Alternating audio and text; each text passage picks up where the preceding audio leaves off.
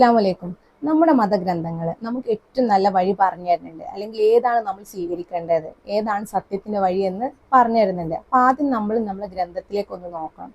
എന്താണ് എൻ്റെ സൃഷ്ടാവിന് എന്നോട് പറയാനുള്ളത്, ഞാൻ ഏതാണ് തിരഞ്ഞെടുക്കേണ്ടത്? കാരണം ഞാൻ മരിച്ചിട്ടില്ല. ആ മരിക്കുന്നതിന് മുന്നേ ആ ഒരു വഴി, സത്യത്തിന്റെ പാത ഞാൻ കണ്ടെത്തണം എന്നൊരു ബോധ്യം നമ്മളിൽ ഉണ്ടാവണം. ഇനി അധ്യായം 58 സൂറ മുജാദിലയിലെ 5-6 പറയുന്നത്, തീർച്ചയായും അള്ളാഹുവേയും അവന്റെ ദൂതനെയും എതിർത്ത് കൊണ്ടിരുന്നവർ അവരുടെ മുമ്പുള്ളവരെ വഷളാക്കപ്പെട്ടതുപോലെ വഷളാക്കപ്പെടുന്നതാണ്. വ്യക്തമായ പല തെളിവുകളും നാം അവതരിപ്പിച്ചിട്ടുണ്ട്. സത്യനിഷേധികൾക്ക് അപമാനകരമായ ശിക്ഷയുമുണ്ട്.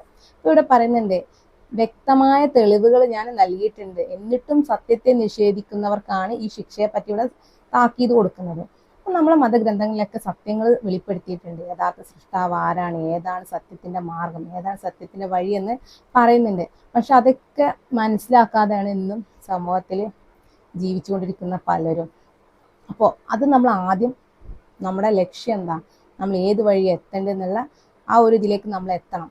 ഇനി അതിൽ തന്നെ 6 പറയുന്നത്, അള്ളാഹു അവയെല്ലാം ഉയർത്തെഴുന്നേൽപ്പിക്കുകയും എന്നിട്ട് അവർ പ്രവർത്തിച്ചതിനെ പറ്റി അവരെ വിവരം അറിയിക്കുകയും ചെയ്യുന്ന ദിവസം. ഇവിടെ പറയുന്നുണ്ട്, മനുഷ്യരൊക്കെ ഉയർത്തെഴുന്നേൽപ്പിക്കും, എന്നിട്ട് അവർ ഇത്രയും കാലം പ്രവർത്തിച്ചത് അവർക്ക് തന്നെ ആ വിവരം കൊടുക്കും. നിങ്ങൾ ഇത്ര കാലം ചെയ്ത കാര്യങ്ങൾ ഇതാ പറഞ്ഞിട്ട്.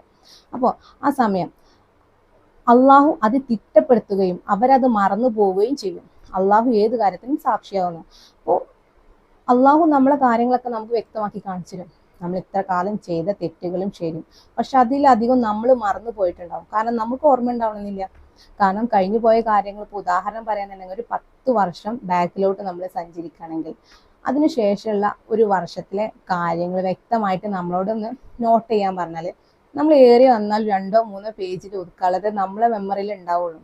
ഒരു 10 വർഷം പിന്നോട്ടുള്ള ആ ഒരു വർഷം, ആ ഒരു വർഷം പോയിട്ട് നമുക്കൊരു മാസ കാര്യങ്ങൾ എഴുതാൻ നമുക്ക് ചിലപ്പോൾ നമ്മളെ മെമ്മറിയിൽ ഉണ്ടാവുന്നില്ല.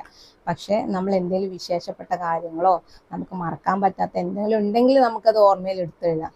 അപ്പം അതേപോലെ ആയിരിക്കും ഈ ഒരു അവസ്ഥ. കാരണം നമ്മളൊക്കെ മറന്നു പോയിട്ടുണ്ടാവും, പക്ഷെ അള്ളാഹു എല്ലാ കാര്യത്തിനും സാക്ഷിയാണെന്ന് പറയുന്നുണ്ട്. അതുകൊണ്ട് അള്ളാഹു എല്ലാം വ്യക്തമായിട്ട് നമുക്ക് കാണിച്ചു തരും. അപ്പം ആ ഒരു സമയം നമ്മൾ ചെയ്ത തെറ്റും ശരിയും എല്ലാം നമുക്ക് വ്യക്തമായിട്ട് അറിയാൻ സാധിക്കും. അപ്പം അതുകൊണ്ട് തന്നെ നമ്മൾ ചെയ്യുന്ന തെറ്റ് നമ്മൾ ഓർക്കുക.